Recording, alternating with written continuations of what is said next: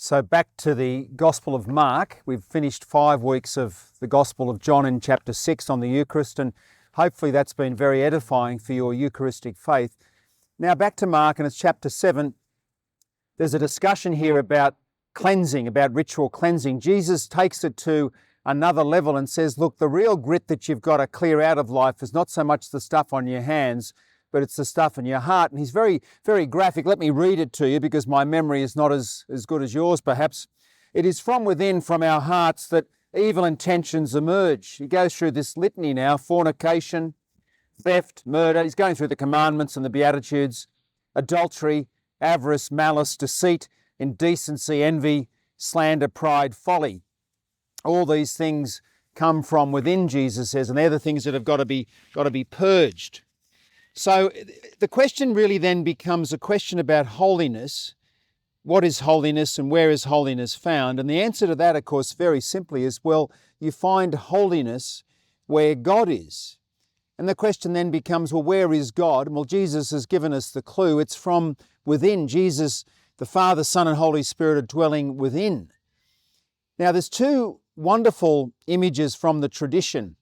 They're very feminine images. The first one comes from Saint Cyril of Alexandria, who lived in the latter part of the 4th century, early part of the 5th century. He was a key figure in some of these Christological debates about the mystery of Christ, his humanity and divinity.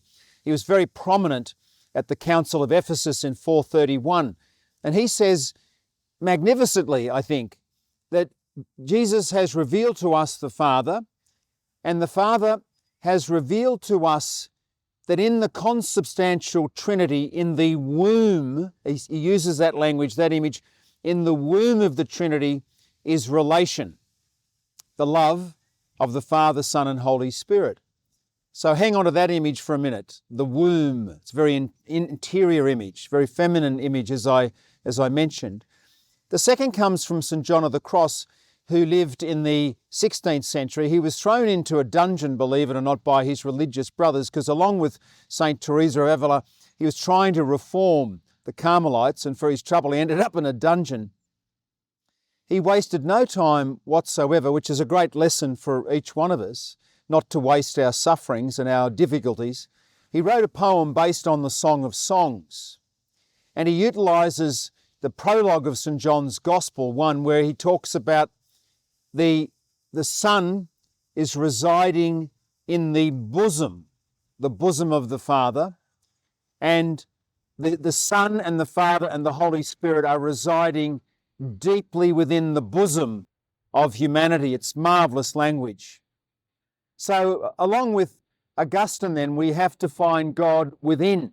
That's the great struggle. And of course, John of the Cross in his spiritual canticle, sorry about the wind, St. John in his spiritual canticle says, well, we've got to enter into ourselves more deeply. We've got to sort of move out of the external world a little bit, move into the interior world to discover where God is, and that will be our rock. That'll be our rock. And that'll help us then to purify our intentions, the evil that does reside in our heart. Of course, there's a lot of magnificent things that reside in our heart, but there also is evil. And this is the work of purification. And I think, as most of us experience as we enter the spiritual life and persevere in it, we've got to keep working at this. We've got to keep working at not only trying to do the right thing, but we've got to do things for the right reason. That's the intention that resides in our hearts. It's most challenging, but of course, we have the Holy Spirit to help us.